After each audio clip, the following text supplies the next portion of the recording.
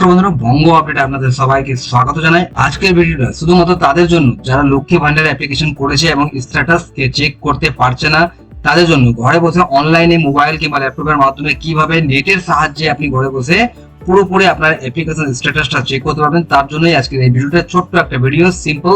আপনি ইজিলি এটা দেখে নিজের স্ট্যাটাসকে চেক করতে পারবেন, মানে লক্ষ্মী ভান্ডার অ্যাপ্লিকেশন স্ট্যাটাস। চলুন দেখাই আপনার পুরো প্রসেসটা।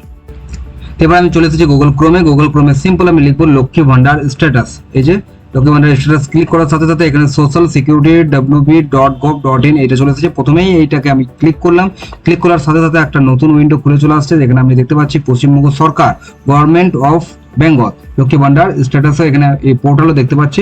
এখানে প্রথমে লেখা আসছে application ID, mobile number, Aadhaar card number এবং স্বাস্থ্যসাথী কার্ড নাম্বার।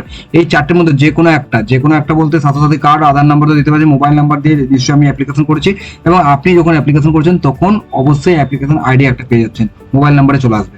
এবং এই মোবাইল অ্যাপ্লিকেশন আইডি সিলেকশন করার পর এখানে অ্যাপ্লিকেশন আইডিটা দিচ্ছি।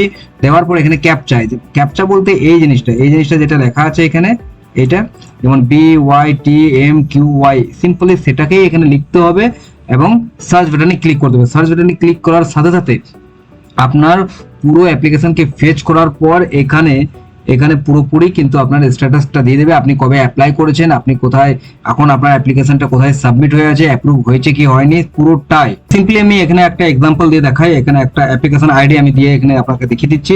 অ্যাপ্লিকেশন আইডি এখানে আমি লিখতে আরম্ভ করলাম। এই যে লিখলাম, লেখার পর আমি এখানে ক্যাপচাটা দেবো, ক্যাপচা DXGC3 এবং E, এইভাবেই আপনাকে লিখতে হবে। ছোট বড়, ক্যাপিটাল লেটার, স্মল লেটার, এটা কিন্তু আপনাকে খেয়াল করতে হবে। তারপর আপনাকে সিম্পলি সার্চ বাটনে ক্লিক করতে হবে।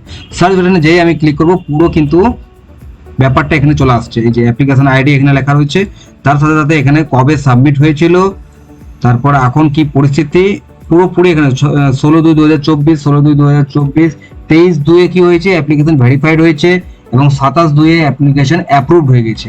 পুরোপুরি ডিটেলসটাই কিন্তু আপনি এখানে দেখতে পাচ্ছেন।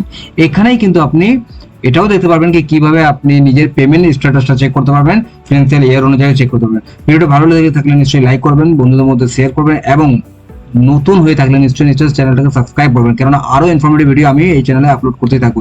ধন্যবাদ।